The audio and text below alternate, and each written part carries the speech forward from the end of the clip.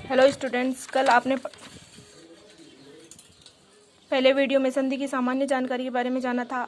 आज हम स्वर संधि का जो पहला भेद है दीर्घ संधि, उसके बारे में पढ़ते हैं।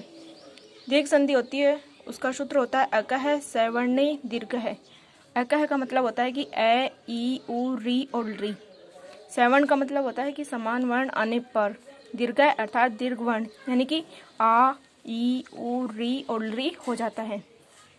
अर्थात अकह सवर्णी दीर्घ है यानी कि ए, ई, उ, री के बाद इनके समान वर्ण यानी कि ए या आ, फिर ई या बड़ी ई, उ या बड़ा उ, री या बड़ा री या री आता है तो हमेशा वो दीर्घ वर्ण यानी कि आ, ई, उ, री और री हो जाता है।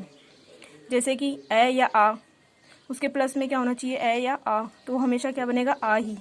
ऐसे ही ई या बड़ी ई के बाद ह्रस्व ई या दीर्घ ई दोनों के होने पर हमेशा दीर्घ ई ही बनता है। उ होने पर उसके बाद उ या बड़ा उ या दीर्घ उ होने पर हमेशा दीर्घ उ ही बनता है। वैसे ही री के बाद री या दीर्घ री होने पर हमेशा दीर्घ री ही बनता है। अब हम इसको कुछ उदाहरण के द्वारा समझते हैं। जैसे कि सबसे पहले लेते हैं कि ए या आ के बाद ए या आने पर हमेशा आ बनता है, उससे जुड़े हुए कुछ उदाहरण। जैसे सबसे पहले आ रहा है कि दैत्य प्लस अरी। आपके एग्जाम में संधि से जुड़े हुए दो तरह के प्रश्न पूछे जाते हैं, एक तो संधि बनाना, दूसरा संधि विच्छेद करना, और फिर संधि का नाम भी बताना होता है। तो संधि का नाम इसके सूत्र से याद रखा जा सकता है और इसकी जो पहचान होती है उससे भी ध्यान में रखा जा सकता है।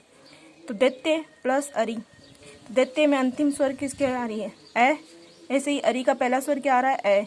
तो जब ए और ए दोनों समान वर्ण हो गए, समान वर्ण होने पर हमेशा क्या बन जाता है, दीर्घ।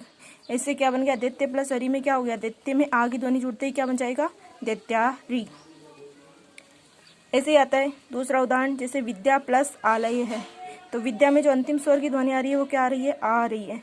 और आलय में पहला स्वर कौन सा आ रहा है, आ। तो जब आ के बाद आ यानी कि समान वर्ण हुआ तो होने पर हमेशा क्या बनता है, आ दीर्घ अक्षर बन जाता है। इसलिए इसकी संधि क्या हो जाएगी, विद्या प्लस आलय की विद्यालय।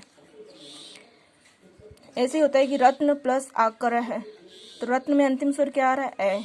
आग्रह में क्या आ रहा है, आ। तो ए के बाद आ, जैसे आपका सूत्र कहता है कि ए के बाद में कुछ भी हो दीर्घ अक्षर होता है तो हमेशा दोनों मिलकर के ए और आ मिलकर के क्या बनेगा, आ। तो क्या बन गया, रत्नाग्रह। ये तो हो गया संधि बनाना। अब दूसरा तरीका है कि संधि विच्छेद कीजिए। तो मान लो आपके आ जाए उदाहरण यथार्थ, इसका संधि विच्छेद करना है। तो यथार्थ में हमें क्या करना है, इसके दो टुकड़े ऐसे करने हैं कि दोनों का समान मतलब शाब्दिक अर्थ कुछ हो।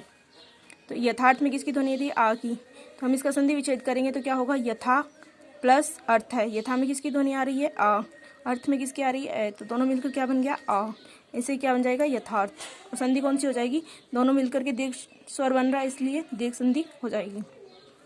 विद्याभ्यास, तो विद्याभ्यास में भी किसकी ध्वनि आ रही है, आ की आ रही है। तो हम इसका विच्छेद करेंगे तो क्या हो जाएगा, विद्या प्लस अभ्यास। दोनों सार्थक शब्द है, विद्या भी और अभ्यास भी। तो आ और ए मिलकर के क्या बना है, आ, इसलिए क्या बन गया, विद्याभ्यास। इसी प्रकार आप कुछ शब्द हैं जिनका श्रम करें। पद्मासना, इसका संधि विच्छेद करना है।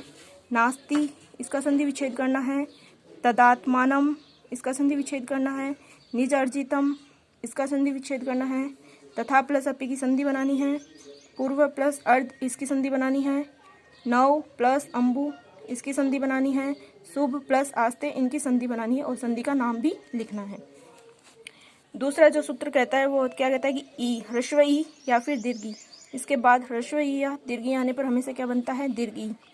इससे जुड़े हुए कुछ उदाहरण हैं, जैसे अति प्लस ई। अति में किसकी ध्वनि आ रही है, ह्रस्व ई की। यू में किसकी आ रही है, ह्रस्व ई। ह्रस्व ई मतलब छोटा ई और बड़ा ई, जैसे हम कहते हैं ना सामान्य भाषा में। तो दोनों ई मिलकर के क्या बनेगा, दीर्घ ई बन जाता है। तो इसलिए अति प्लस ई, दोनों ई का क्या बना, एक ई। तो शब्द क्या बन जाएगा, अति यू। ऐसे ही परि प्लस इक्षा, परि में अंतिम स्वर क्या आ रहा है, ई। इक्षा में क्या आ रहा है, दीर्घ ई। तो ह्रस्व ई के बाद दीर्घ ई आने पर भी हमेशा क्या बनता है, दीर्घ ई ही बनेगा। इसलिए शब्द क्या बन गया, परीक्षा।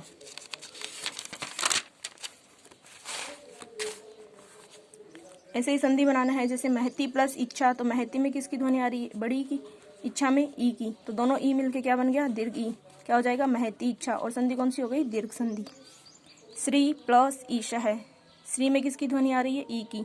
ईशा में किसकी आ रही है, ई की। दोनों मिलकर क्या बनेगा, दीर्घ ई। इसलिए क्या बन गया, श्रीश है। ऐसे ही इसके कुछ उदाहरण हैं जिनको आपको करना है। रविंद्र है, प्रतीक्षा, महिंदु, नारीश्वर है, इनका संधि विच्छेद करना है। अभि प्लस इष्ट है, संधि बनानी है। इति प्लस इव, इनकी संधि बनानी है। हरि प्लस ईस है, इसकी संधि बनानी है। और लक्ष्मी प्लस इंदु, इसकी संधि बनानी है। Thank you.